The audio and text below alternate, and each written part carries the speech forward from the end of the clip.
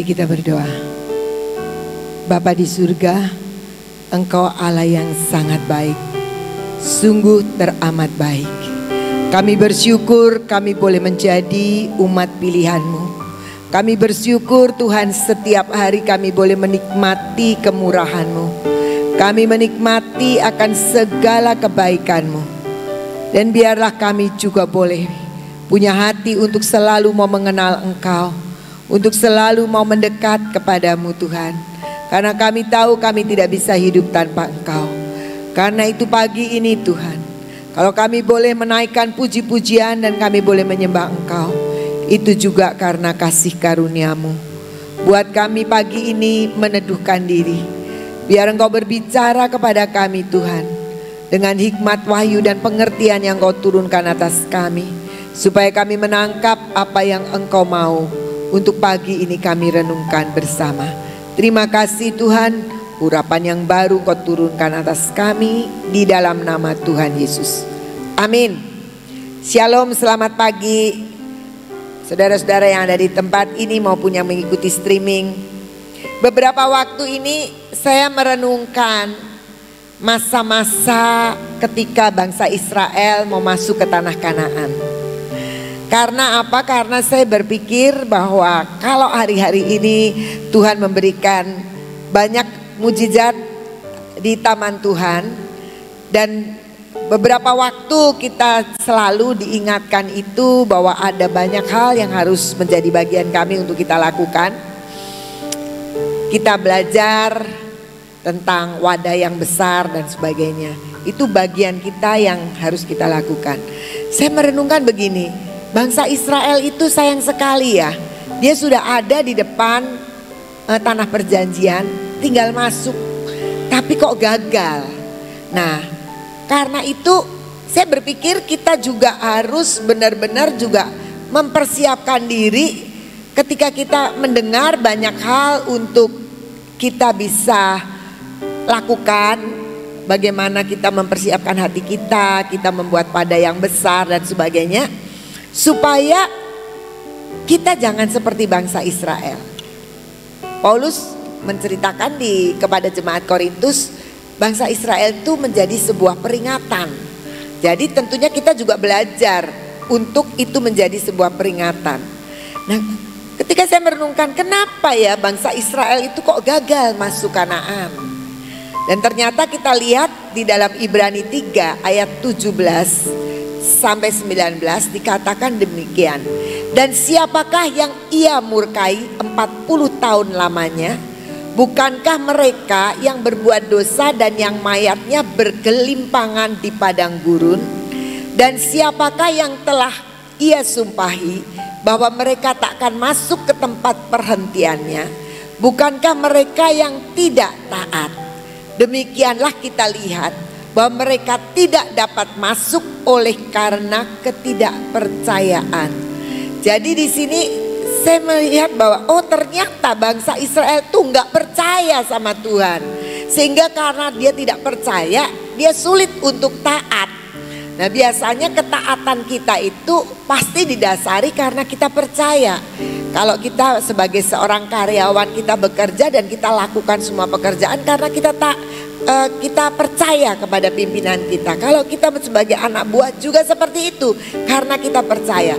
Dan kegagalan yang terjadi atas bangsa Israel itu karena ketidakpercayaan mereka. Yang aneh, Tuhan kita itu Tuhan yang sangat baik. Dia tahu bahwa manusia itu tidak terlalu mudah untuk bisa percaya. Karena itu Tuhan itu kasih begitu banyak hal untuk memperkenalkan diri kepada bangsa Israel. Sebelum bangsa Israel dibawa keluar dari tanah Mesir. Dengan apa? Ya kita tahu dengan 10 tulah aja mereka menjadi umat yang dibedakan. Itu sudah jelas terlihat bagaimana mereka punya Allah yang ajaib. Punya Allah yang luar biasa. Tuhan demonstrasikan semua. Bahkan kalau kita pikir ya, kalau kita pikir Tuhan itu bawa bangsa Israel tuh gampang sebenarnya. Gak usah pakai 10 tulah, udah aja jotos sedikit Firaun, pasti dia sudah bisa bawa. Tapi anehnya kita lihat ketika perintahkan Musa, nanti mau saya bikin tulah seperti ini. Kemudian apa yang terjadi? Maka Tuhan mengeraskan hati Firaun. Kan gemesin ya. Maksudnya gini, Tuhan yang mau, tapi Tuhan juga yang mengeraskan Firaun. Sehingga harus terjadi waktu yang lebih lama lagi untuk bangsa Israel keluar. Tapi sebenarnya kalau kita mau merenungkan, kenapa ya Tuhan mengeraskan hati Firaun? Sebenarnya kalau saya renungkan, Tuhan itu sedang mendemonstrasikan kuasanya di depan bangsa Israel. Perbuatan Tuhan yang ajaib, kuasa Tuhan yang luar biasa, ketidakterbatasannya Tuhan untuk bisa memisahkan antara umat Israel dan umat Mesir. Itu sebenarnya bisa membuat pelajaran buat bangsa Israel. Oh, aku ini punya Tuhan yang hebat, aku ini punya Tuhan yang luar biasa. Nah, tetapi ternyata 10 tulah itu nggak cukup untuk membuat bangsa Israel itu gandul sama Tuhan, untuk membuat bangsa Israel percaya sama Tuhan 100%. Nggak cukup. Ditambah lagi sama Tuhan membelah laut Teberau. Hebat sekali, bangsa Israel bisa luput dari kejaran Mesir yang luar biasa dengan kendaraan kuda yang besinya. Mestinya mereka itu habis, tapi Tuhan buka jalan dengan demonstrasinya untuk membelah laut Teberau. Apa yang terjadi? Tetap tidak percaya. Jadi di sini kita bisa melihat bagaimana perbuatan Tuhan itu nggak cukup untuk membuat kita bisa percaya. Ternyata ketika kalau kita lihat ya, Mazmur 103 ayat 7. Mazmur 103 ayat 7. Tuhan itu memperkenalkan jalan-jalan kepada Musa sebagai pemimpin. Tuhan memberitahukan rencana jalan-jalannya, dan Tuhan mendemonstrasikan perbuatan-perbuatannya kepada bangsa Israel. Jadi bangsa Israel itu mestinya sudah kenyang dari penderitaannya sebagai budak. Kemudian tiba-tiba dalam masa tertentu Tuhan itu terus menerus mendemonstrasikan kuasanya, perbuatannya dari tulah pertama sampai tulah ke-10. Dan itu tidak menjamin. Lanjut. Ketika saya merenungkan ini, ternyata kesimpulan saya, melihat dan bahkan ngalami perbuatan Tuhan itu tidak cukup untuk membuat orang menjadi percaya. Kita itu perlu kasih karunia Tuhan untuk kita bisa jadi percaya. Ada satu kekuatan Tuhan yang harus bekerja. Jadi kalau cuma jadi penonton nggak bisa. Alangkah ironisnya, kalau kita yang ada di tempat ini, sebelah kita adalah taman Tuhan dengan segala perbuatan Tuhan yang ajaib. Kita wow, kita rebutan kalau mau dapat madu, kita ngejar-ngejar kalau kita mau dapat minyak. Tapi setelah itu selesai, kita hanya bisa mengagumi saja tanpa kita menikmati, menjadi orang yang menikmati tanah perjanjian, tanah Kanaan. Dan itu yang harus kita persiapkan. Saya bilang sama Tuhan, Tuhan tolong aku, karena aku tidak mau jadi bagian seperti bangsa Israel yang harus batal dan balik lagi ke padang gurun. Mari kita sama-sama, saya percaya di sini tidak ada yang mau. Kasih karunia itu kita butuhkan. Apa sih kasih karunia itu? Kasih karunia itu, ya menurut saya nih ya, keputusan Tuhan untuk memberkati kita. Keputusan Tuhan untuk menyatakan keajaibannya terjadi dalam hidup kita.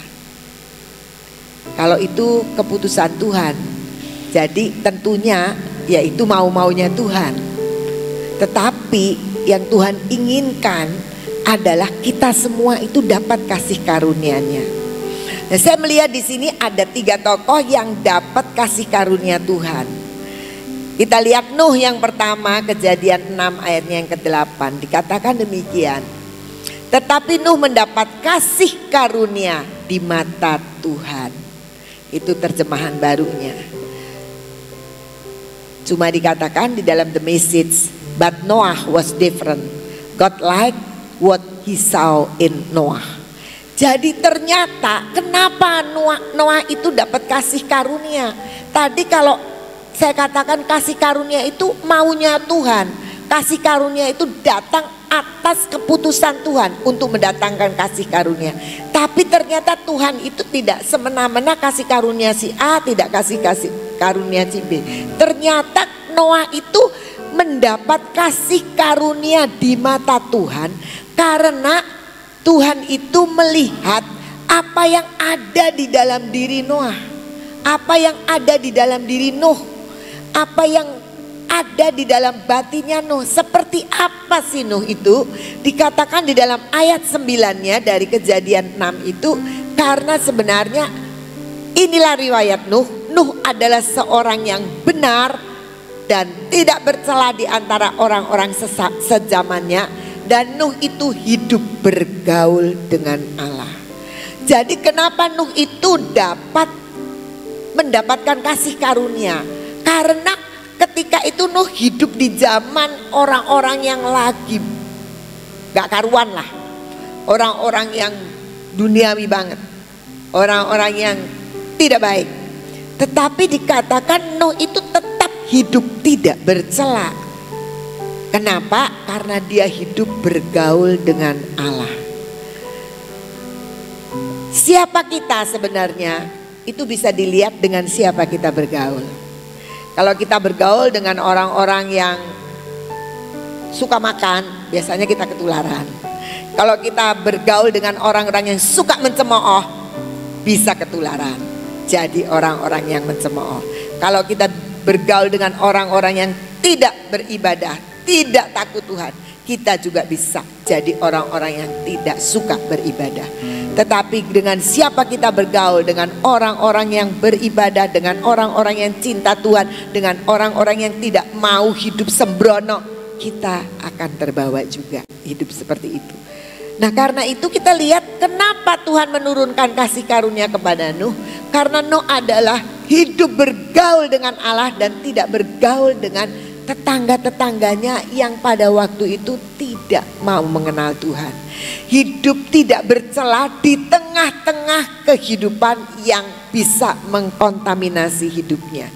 Nah, jadi di sini kita bisa melihat bagaimana Allah memutuskan kasih karunia yang kita perlukan untuk memampukan kita masuk di tanah perjanjian adalah jikalau kita benar-benar hidup takut akan Tuhan, benar-benar hidup nempel sama Tuhan, benar-benar hidup bergaul sama Tuhan, benar-benar hidup belajar untuk mengikis hidup kita untuk tidak bercela.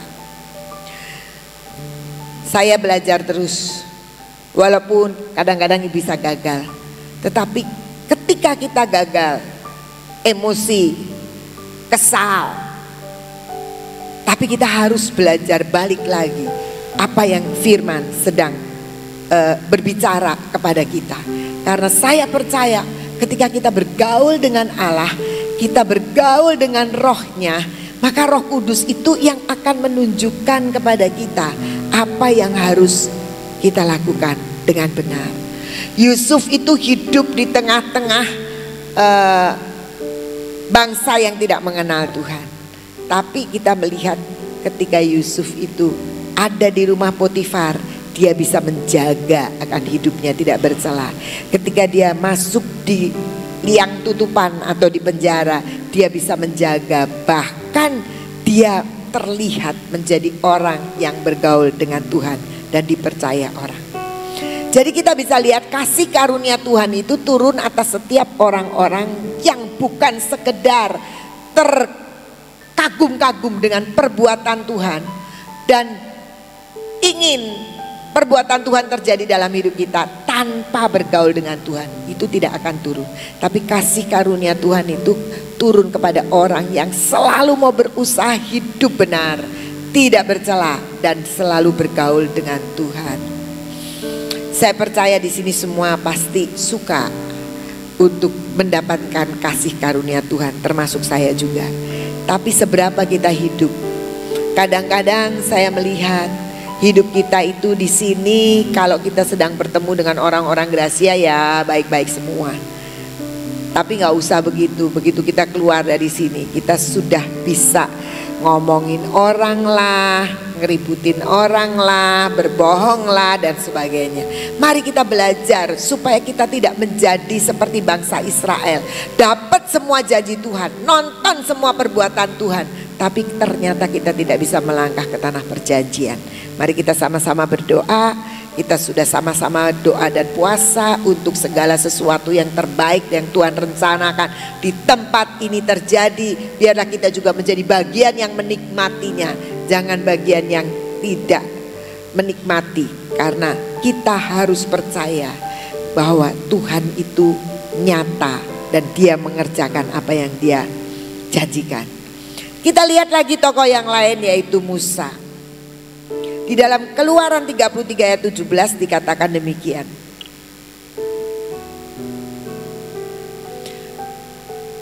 Berfirmanlah Tuhan kepada Musa, juga hal yang telah kukatakan ini akan kulakukan. Karena engkau telah mendapat kasih karunia di hadapanku dan aku mengenal engkau. Musa ini dapat kasih karunia di hadapan Tuhan. Kenapa sih Musa itu dapat kasih karunia? Oh ya, karena Musa itu kan tokoh yang mau dipakai Tuhan untuk memimpin bangsa Israel. Oh iya, karena Musa itu kan sudah dipilih dari sejak lahir. Buktinya dia tidak menjadi bayi yang dibunuh pada waktu itu. Mungkin kita bisa memberikan banyak alasan kenapa Musa ini bisa mendapat kasih karunia Allah. Tetapi kalau kita lihat di dalam the message-nya dikatakan demikian. God said to Moses, "All right, just as you say, this also I will do, for I know you well and you are special to me." Jadi ternyata Musa itu ada di tempat hati yang spesial di hadapan Tuhan.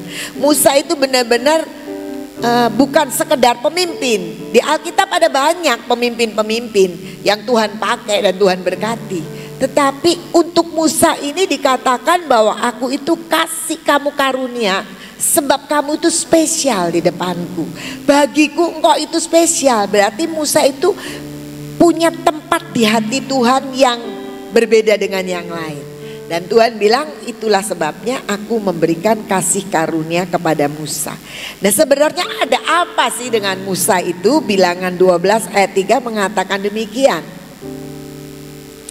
Adapun Musa ialah seorang yang sangat lembut hatinya, lebih dari setiap manusia yang di atas muka bumi.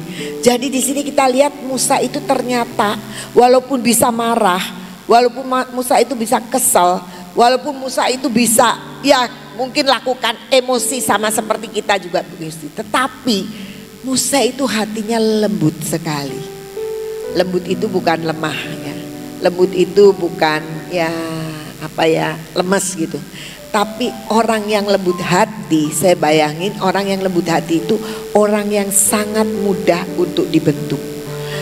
Sangat mudah untuk dididik. Sangat mudah untuk bisa percaya kepada Tuhan. Karena hatinya itu lembut. Hati yang selalu mau diajari sama Tuhan.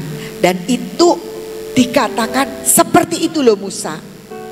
Musa itu enggak, orang bilang kokoh keras kepala, enggak. Musa itu enggak dablek, enggak. Itu orang yang lembut hatinya. Jadi Tuhan itu memakai Musa dan memberikan kasih karunia karena Musa itu sangat lembut hatinya. Ayatnya yang ke-7 mengatakan demikian. Selain dia lembut, Musa itu bukan demikian hambaku Musa, seorang yang setia. Dan selain dia lembut, dia juga setia sama Tuhan. Seringkali kita itu kurang setia ketika kita ada hal-hal yang lebih cocok daripada apa yang Tuhan perintahkan. Tapi Musa tidak. Dia tetap setia kepada Tuhan sekalipun dalam memimpin bangsa Israel, menemukan bangsa Israel bangsa yang gemesin gitulah, yang selalu nyalain Musa. Tapi Musa tetap setia kepada Tuhan. Bahkan sampai ketika Tuhan memutuskan untuk Musa tidak ikut masuk ke tanah Kanaan. Walaupun dia sudah merengek, tapi ketika Tuhan memutuskan, dia tahu itu keputusan yang sudah tidak bisa diubah. Dan tetapi dia tetap setia, nggak marah. Nah, mari kita belajar. Kepada siapa Tuhan berikan kasih karunia? Kepada orang yang lembut hatinya. Bagaimana kita bisa belajar lembut di depan Tuhan? Menjadi orang yang mudah dididik, menjadi orang yang gampang untuk bisa mengikuti caranya Tuhan. Yaitu salah satunya saya belajar bagaimana kita juga harus tunduk dengan peraturan-peraturan, tunduk dengan pemimpin, tunduk dengan orang-orang yang punya wewenang atas hidup kita. Dan itu belajar, tidak ngomel, tidak marah-marah, tidak gemes, orang yang lembut hatinya. Musa adalah satu di antara orang yang disebut mendapat kasih karunia Tuhan. Mari kita belajar untuk setia. Setia dalam perkara yang kecil, ngerjain apa aja setia, saudara. Banyak kan orang itu bosenan. Kita ada orang-orang yang senang sekali tapi cuma sebentar, nanti ganti lagi sebentar. Tapi mari kita belajar untuk kita setia dengan perkara yang kecil. Tuhan pasti akan menyediakan, memberi tanggung jawab dalam perkara-perkara yang besar. Saya percaya kita itu tidak tiba-tiba bisa lakukan banyak hal yang besar-besar, tapi kita harus belajar dari apa yang kecil-kecil. Beberapa waktu yang lalu saya ditelepon sama seorang dari Jakarta atau dari Tangerang, lupa ya. Dia bilang, saya mendapat telepon ibu dari suami saya dari Ibu Guatlan katanya. Dia mengelola sebuah sekolah juga dan merasakan bagaimana sekolah ini, dia pemegang saham dari sebuah sekolah. Nah, tetapi dia itu mencurigai laporan-laporan dari sekolah. Karena pasti kalau punya saham berarti profitable. Sekolah itu sekolah yang memang mau cari untung. Nah, kemudian dia tanya, bagaimana di Terang Bangsa ini? Katanya gitu. Bagaimana? Saya bilang kalau di Terang Bangsa ini pemegang sahamnya cuma satu, Tuhan. Jadi nggak ada pemilik sahamnya. Nah, bagaimana kalau ada yang ngumpet-ngumpetin gitu loh laporannya. Kami ini sama Ibu Nani diajar untuk dipercaya dan setia. Ibu Nani nggak pernah ngomong begini, Ina bawa sini neracanya, saya mau lihat. Kayaknya bikin pusing Ibu Nani. Jadi kita itu semua diajar, kita adalah hamba-hamba yang ditunjuk untuk belajar percaya. Nah, dia bilang, saya pemilik saham, bagaimana saya bisa kontrol dan saya melihat ada sebuah ketidakjujuran. Saya cuma bilang, saya enggak punya pengalaman dalam hal itu. Saya bilang, dalam hal mengontrol, maksudnya pemilik saham tiba-tiba datang ke tempat saya, coba Ina buka semua gitu, nggak pernah. Dari dulu pun ketika saya punya pelayanan di negara tetangga juga saya tidak akan begitu, karena kami semua terbuka, transparan. Hanya saya bilangnya belajar untuk kita setia, dan kita setia juga untuk membangun sebuah komunikasi. Mungkin kita datang tiba-tiba, saya ini bos, saya ini punya saham ya. Punya saham, jadi saya punya hak untuk meriksa kamu ya. Gak nyaman banget pasti, kata saya gitu. Tapi mari kita belajar untuk membangun sebuah komunikasi dan setia dengan apa yang kita lakukan itu. Artinya menjadi orang yang bisa dipercaya. Kita percaya karena harta itu dari Tuhan. Ketika saya boleh punya saham di situ, saya juga harus mempercayakan. Dan ketika orang yang dipercaya itu harus dibangun sebuah komunikasi. Ketika datang itu nanti saya percaya akan tumbuh orang-orang yang setia. Dan orang-orang Kan bisa pemilik saham, masa nggak bisa meriksa gitu kan. Cuma ketidakjujurannya saya tidak tahu bentuknya seperti apa. Tetapi mari kita belajar menjadi orang yang setia. Ketika kita setia dalam perkara yang kecil, maka kita pasti akan dipercayakan dengan perkara yang besar. Kalau ada yang curiga ya kalau curiga sebagai pemilik saham ya buka aja, bilang aja. Tapi lebih baik, kata saya, lebih baik membangun sebuah komunikasi dulu. Dan nanti akan tumbuh orang-orang yang bisa dipercaya dan menjadi setia. Pasti. Karena itu pengalaman saya juga. Bagaimana membangun orang-orang bisa setia dan kita juga setia dengan tugas-tugas kita adalah komunikasi. Dan setia itu sangat disukai sama Tuhan. Terkadang kita itu mungkin kepengen gak setia. Artinya gini, gerundel lah, marah lah, berontak lah, kesal lah, capek lah. Tetapi sekali lagi kasih karunia Tuhan turun kepada Musa karena kesetiaannya dan kelembutan hatinya. Mari kita belajar, apapun yang terjadi, semua itu sedang Tuhan bentuk dalam diri kita untuk kita menjadi pribadi yang bisa diturunin kasih karunia. Tuhan itu kepengen sekali. Jadi kepada bangsa Israel Tuhan itu demonstrasi perbuatannya supaya kamu tuh mengenal aku, supaya kamu tuh ngerti. Jangan cuma nikmati perbuatan yang menyenangkan kita, tapi kita sulit untuk terima perbuatan-perbuatan yang melewati sebuah proses. Musa itu luar biasa. Tulah kesekian, Firaun kerasin lagi. Tulah kesekian, dikerasin lagi. Mestinya kabur aja. Ngapain saya tuh kayak dibohongin aja. Ya kamu besok ada tulah begini, tapi terus dikeraskan. Hatinya Firaun. Kesel kan? Tetapi Musa tidak seperti itu. Dia adalah orang yang lembut hatinya. Dia belajar jalan-jalan Tuhan. Tuhan memperkenalkan caranya Tuhan menolong bangsa Israel. Tidak seperti yang kita pikirkan. Yang ketiga, siapa yang dapat kasih karunia lagi? Maria. Kita lihat di dalam Lukas 1 ayat 28 dikatakan demikian. Ketika malaikat itu masuk ke rumah Maria, ia berkata, "Salam hai engkau yang dikaruniai, Tuhan menyertai engkau." Dan Tuhan itu udah nyiapkan kasih karunia-Nya buat Maria. Dan Maria ini pilihan Tuhan untuk menyatakan kasih karunia-Nya. The Message mengatakan demikian, "You are beautiful with God's beauty, beautiful inside and out." Jadi Tuhan itu bilang, sebab kamu itu di depan Tuhan, kamu itu penuh dengan kemuliaan, kemanisan, kecantikan, keindahan Tuhan. Kamu itu indah di depan Tuhan, luar dan dalam. Banyak orang Kristen itu membangun pencitraan supaya kelihatan kita itu Kristen baik-baik aja. Tapi di dalamnya kita tidak ternyata. Dan Tuhan itu akan mencurahkan kasih karunia-Nya kepada orang yang beautiful inside and out. Dan itu yang dimiliki oleh Maria. Terbukti apa?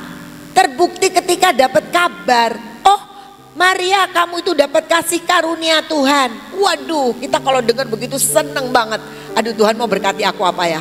Tuhan mau kasih aku apa ya? Pasti luar biasa. Ternyata Tuhan bilang, nanti kamu akan hamil, kamu punya anak laki. Ya ampun Tuhan, beritanya kok ternyata gak enak banget ya.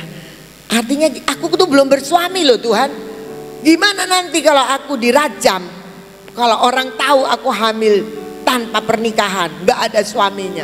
Itu resikonya besar Tuhan. Tapi ternyata Maria tidak seperti itu. Dia punya God's beauty. Dia punya beautiful inside and out. Dia ternyata hati dalam hatinya pun selalu cenderung kepada Tuhan. Sehingga ketika malaikat datang, kamu dapat kasih karunia. Jadilah seperti yang kamu ngomong itu loh. Buat saya. Nggak gampang loh ngomong begitu. Kita baca sih gampang. Tapi saya percaya tidak semudah itu yang dialami oleh Maria. Tetapi kenapa Maria bisa lakukan itu?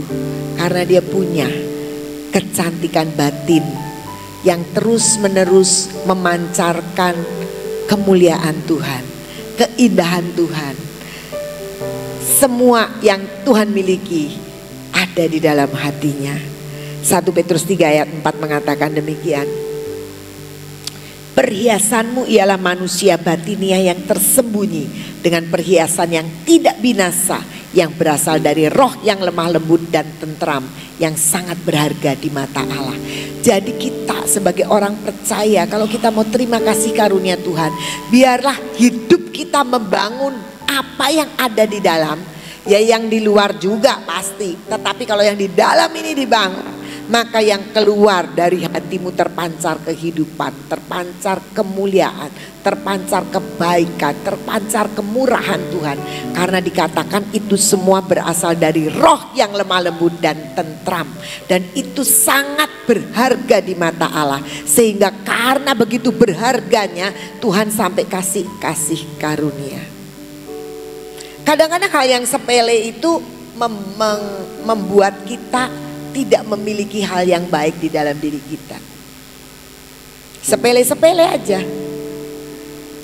Ketika kita itu, saya itu barusan ketemu dengan keponakan saya. Dia bawa anaknya yang masih kecil. Mami saya cerita, karena dia tinggalnya di Shanghai, jadi mami saya pernah berkunjung ke sana. Dia cerita, wah hebat sekali loh itu katanya. Dia sekarang kan tadinya kan wanita karir, tapi karena suaminya pindah ke sana, dia ikut, dia jadi ibu rumah tangga. Wah bagus sekali mendidik anaknya, kata mami saya. Makanan sehat yang diberikan, anaknya wah aktif karena dia ibu rumah tangga, nggak punya kerjaan yang lain gitu. Ya saya dengerin dan oke aja. Nah kemarin ini saya ketemu, buat saya anaknya reseh banget, anaknya laki. Tapi cerewetnya minta ampun, usilnya minta ampun. Saya ngomong harus tepat sama yang dia mau. Dan rewel, kalau tidak diturutin dia akan ngomong terus gitu. Buat saya ini anak reseh pisan ya. Saya itu dalam hatinya gemes. Tapi sekali lagi ya, saya gemes, kepengen nyentik gitu loh. Ini anak laki, bukan anak perempuan. Jadi saya tuh udah kesel gitu loh ngeliatin. Dan ngeliatin mamahnya, buat saya nggak setuju gitu loh sama mamanya. Iya oke, mami begini, nggak mau, oke ini, ya udah begini. Aduh kalau saya tuh nggak bisa, mesti dididik gitu ya. Tapi ingat ya, saya itu gemes di dalam hati. Sambil duduk di meja makan, hatinya gemes sekali. Aduh ini mami saya tuh salah ngomong. Ngapa anak tuh mestinya didisiplin, harus nurut. Ini hatinya panas. Tapi saya ingat omongannya Kean, yang begitu itu tidak membawa ke sorga. Langsung saya, iya ya, ngapain saya ikut gemes? Anak-anaknya dia cuma nonton aja gemes. Aduh kayak gitu tuh gak bawa ke surga. Aduh Tuhan ampuni. Saya tidak ingin nyalain orang. Dia punya cara untuk mendidik anaknya, dia punya cara untuk melayani keluarganya. Saya nggak mau ngurusin, saya hanya ya Tuhan. Jadi anaknya itu ya, kalau dia bawa balon, dia balonnya bisa diputukin ke kepala saya, kan jengkel saya ya, kan saya jengkel banget gitu. Ini anak nggak sopan banget sih gitu. Maminya cuma bilang jangan Alfa, namanya Alfa, jangan ke kepala Oma ya. Wah kalau saya sih tak sabet. Tapi sekali lagi terkadang kita itu dibawa sebuah emosi, sebuah perkara-perkara yang sebenarnya nggak usah diurusin lah begitu, itu receh. Tapi yang kita bangun adalah Tuhan tuh mengasihi anak ini ya. Jadi gimana? Oh ya Alfa, oke, begini gini, jangan gini ya, nanti Oma rambutnya berantakan, kan bisa. Cuma saya nggak ngomong malah gemes. Nah, kadang-kadang yang di dalam itu loh kita nggak bangun. Kita pikir wajar dong kalau aku tegur anak ini, wajar dong kalau aku bilang udah diem, jangan cerewet gitu. Kalau mau naik itu tidak boleh nyebut naik ke kamarnya Macong, naik ke kamarnya siapa, enggak. Saya harus sebutin lantai berapa. Yuk kita naik ke lantai 2. Padahal sih masuk rumah mami saya itu cuma pakai tangga, tapi saya harus sebutin saya ke lantai 2. Lantai satunya adalah pelataran depan. Gemes enggak? Rewel sekali anaknya itu ya. mau lantai gini. Tapi kadang-kadang kita diuji sama hal-hal yang receh seperti itu. Tapi mari kita belajar di dalam hati kita untuk terus bisa membangun hal-hal yang menggambarkan kerajaan surga. Dan itu saya belajar sampai akhirnya saya melihat anak itu lebih banyak positifnya daripada negatifnya. Tadinya gemes kan, sampai anak saya Audrey juga bilang, mami si Alfa itu ternyata cerewet sekali ya, nggak kayak Ethan sama Ena dulu gitu. Tapi ternyata saya melihat anak ini bisa untuk lakukan. Dia suka tata-tata, suka ngatur-ngatur, suka pokoknya adalah positifnya. Dan ketika saya bisa mengubah pola pikir dan hati saya melihat begitu banyak hal yang baik dari diri anak itu. Nah, kita juga seperti itu. Kenapa kita perlu membangun yang di dalam? Ketika kita membangun yang di dalam, kita akan melihat begitu banyak keindahan Tuhan, mujizat Tuhan, kebaikan Tuhan, dan rasa syukur itu bisa naik dari hidup kita. Dan apa yang terjadi nanti? Terjadi kasih karunia itu turun atas hidup kita. Jadi kita melihat 3 orang yang mendapat kasih karunia ini adalah ketika orang itu bergaul dengan Tuhan dan tidak dicemari oleh dunia. Jadi kita walaupun tinggal di dunia, Nuh itu tinggal di zaman yang lebih jahat menurut saya daripada kita di sini ya.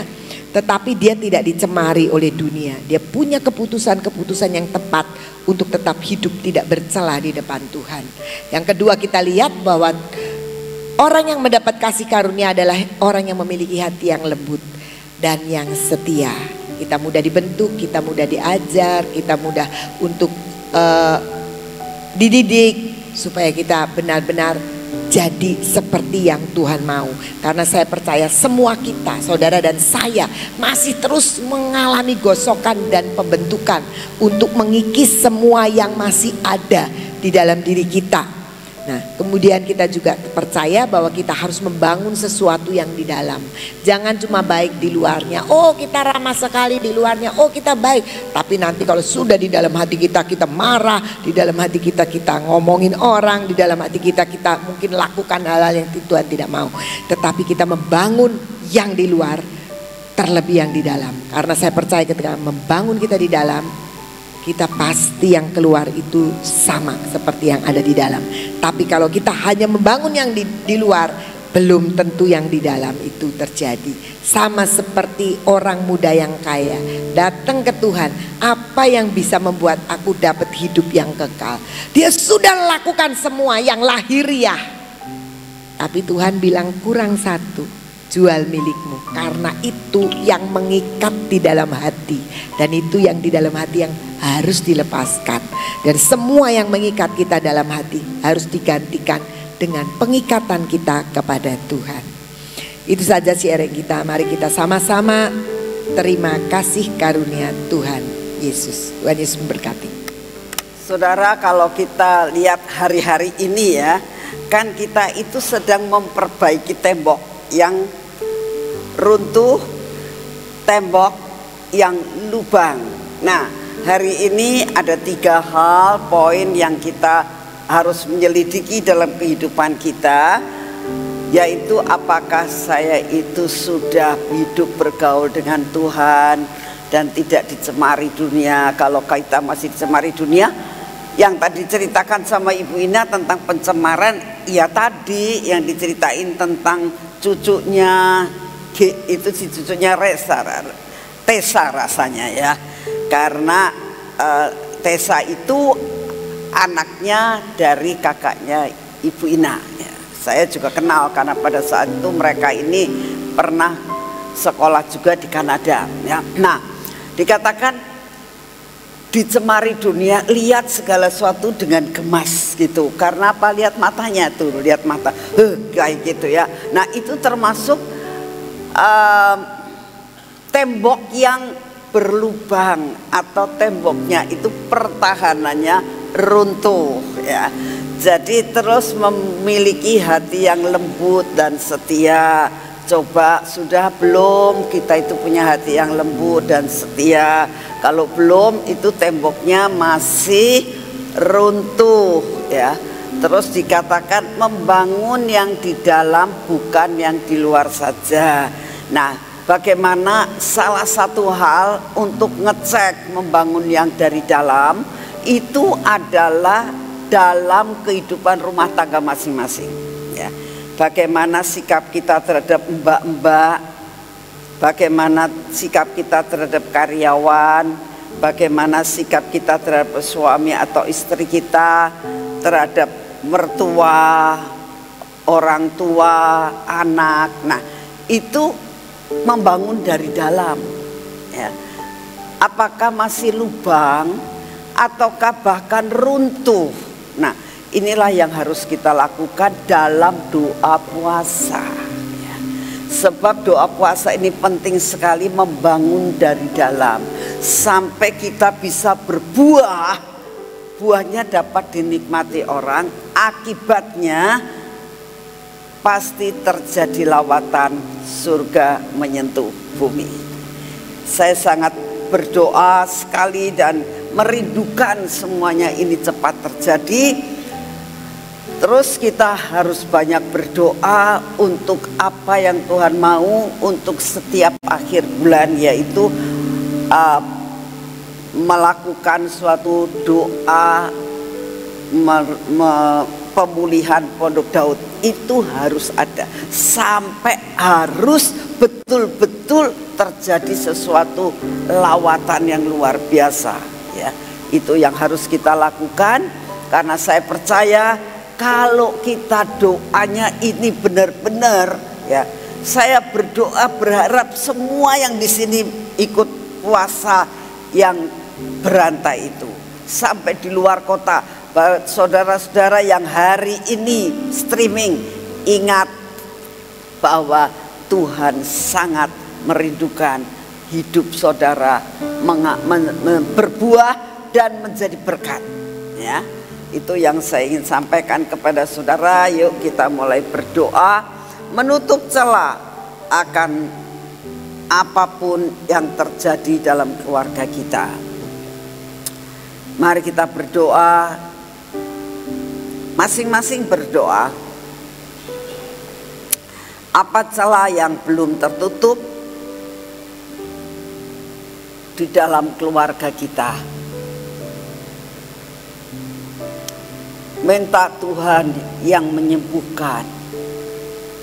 Kalau ada luka, kalau ada sesuatu hati yang kurang berterima kasih kepada Tuhan karena merasakan beban-beban yang sangat berat, sehingga kita merasakan kok nggak ditolong-tolong sama Tuhan. Kalau hal ini terjadi, ayo tutup semua celah.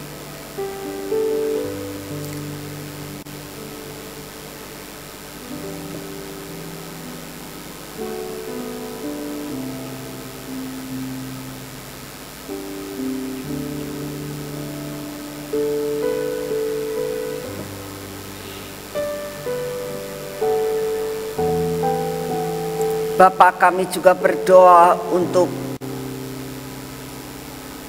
kota kami. Banyak hal yang terjadi Tuhan di kota kami. Biarlah tembok-tembok kebocoran-kebocoran yang ada di kota kami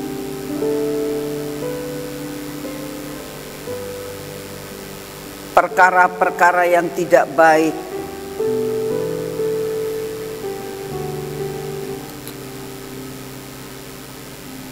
kami berdoa buat kota kami Tuhan. Engkau sendiri akan membuat jalan sampai kota kami menjadi kota yang berkenan di hati-Mu. Para pemimpin-pemimpin di kota kami, para penduduk di kota kami, Engkaulah ya Tuhan yang akan mengatur di dalam segala perkara, sehingga kota kami menjadi kota yang berkenan di hati-Mu. Kami juga berdoa buat bangsa ini ya Tuhan. Biarlah bangsa ini menjadi bangsa yang berkenan di hati-Mu. dipimpin oleh pemimpin-pemimpin yang berkenan di hati-Mu ya Tuhan. Kami terus berdoa Engkau lepaskan bangsa ini dari koruptor-koruptor, dari perkara-perkara yang hanya ingin mendapatkan kekayaan pribadi. Bapa, Engkau sendiri yang akan memprotek keadaan bangsa dan negara kami dan mengaturnya Tuhan, memilihkan akan orang-orang yang berkenan di hati-Mu untuk dapat memimpin bangsa ini menuju kepada kemakmuran. Terima kasih untuk semuanya. Kami doa Tuhan untuk menutup semua tembok-tembok yang runtuh dan berlubang. Kami juga berdoa pada saat ini ya Tuhan, biarlah akan terjadi lawatan di kota ini Tuhan. Lawatan jiwa-jiwa, lawatan keindahan kota, lawatan banyak orang yang diselamatkan, lawatan terjadi Tuhan, sehingga kami tahu banyak jiwa-jiwa yang diselamatkan di setiap gereja-gereja Tuhan. Biarlah pemulihan Pondok Daud, pemulihan pujian dan penyembahan boleh memasuki gereja-gereja, boleh memasuki akan tempat-tempat yang tidak baik. Ternyata ada pujian dan penyembahan, ada terobosan memasuki tembok-tembok daripada mereka ini. Kami sangat rindu sampai ada pujian dan penyembahan di radio-radio dan disetel di angkot, disetel juga di mana-mana tempat, di warung kopi, di mana Tuhan. Buat radio Suara Gracia yang menyiarkan pujian dan penyembahan boleh disetel di tempat-tempat yang seperti itu Tuhan. Di warung-warung apapun juga boleh disetel adanya berita keselamatan. Tuhan, kami sangat merindukan bahwa lawatan ini boleh terjadi di seluruh kota kami, bahkan di seluruh kabupaten, sampai ke wilayah 3, sampai ke seluruh provinsi dan seluruh Indonesia. Kami sangat merindukan terjadi lawatan tersebut ya Tuhan.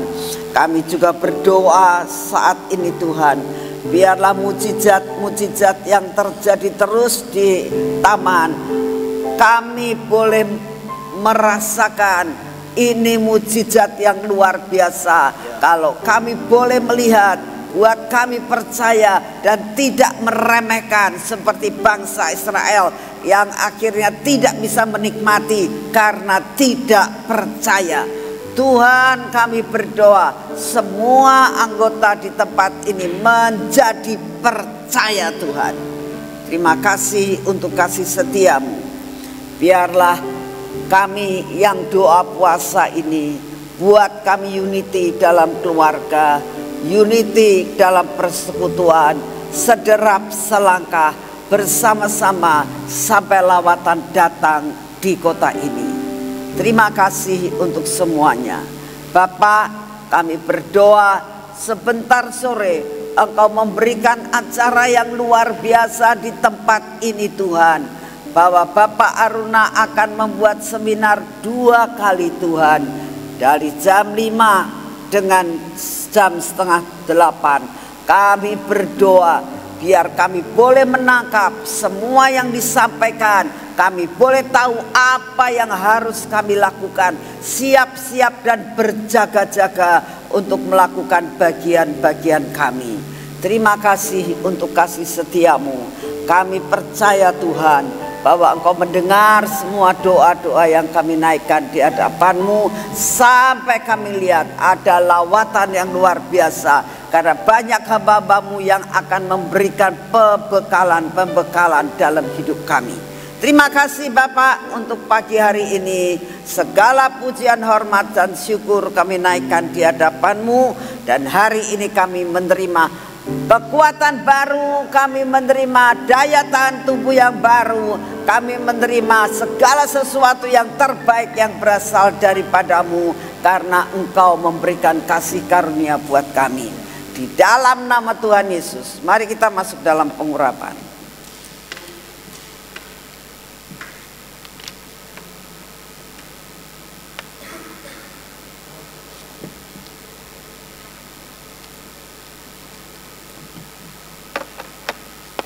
Dalam nama Tuhan Yesus, biarlah pengurapan ini membuat kami tetap ada dalam jalur dan trek yang daripadamu. Dalam nama Tuhan Yesus, biarlah belenggu cintamu tidak pernah undur daripada kami. Biar mata kami ini adalah mata yang tertuju kepadamu, telinga kami juga Tuhan, dan bibir mulut kami serta hati kami. Jadikan kami dibelenggu dengan cintamu Tuhan. Cinta yang daripadamu membelenggu akan hidup kami, sehingga hari ini kami melakukan semua pekerjaan kami bersamamu, dan semua berkat Engkau sudah sediakan buat kami dan menjadi jatah kami. Biarlah kaki kami pun dipimpin oleh belenggu cintamu Tuhan.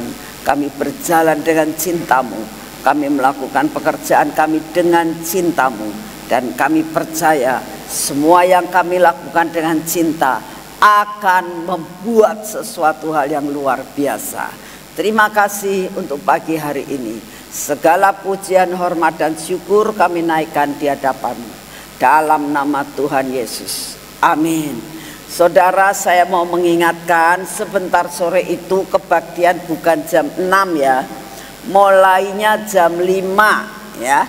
Mulai jam 5 kebaktian ini dilakukan di tempat ini. Yang akan memimpin seminar ini adalah Pak Aruna. Dan Pak Aruna ini adalah seorang pakar, ya pakar di Indonesia kalau saya katakan, mempunyai suatu hikmat yang luar biasa buat saudara-saudara di sini maupun yang streaming pada saat ini. Saya ingatkan ya, kalau bisa hadir, kalau bisa datang ke kota ini, ada perkara yang ajaib yang Tuhan sediakan. Akan membahas perkara-perkara yang luar biasa sampai kita ini bisa tahu next apa yang bakal terjadi di Indonesia ya. Akan dibahas juga pertahanan-pertahanan apa yang harus ada dalam hidup kita dalam menghadapi kehidupan. Ini luar biasa banget. Jangan sampai kita tidak hadir, ini rugi besar ya. Beritahukan kepada teman-teman saudara, beritahukan kepada siapa saja, WA-in, kasih tahu, yuk datang di Gracia jam 5 sore. Ini seminar, tidak mudah untuk mengundang Pak Aruna datang. Itu tidak mudah ya. Kalau diberi kesempatan, ini anugerah Tuhan luar biasa. Jangan lewatkan apa yang Tuhan sediakan di tempat ini ya. Tuhan memberkati saudara semuanya.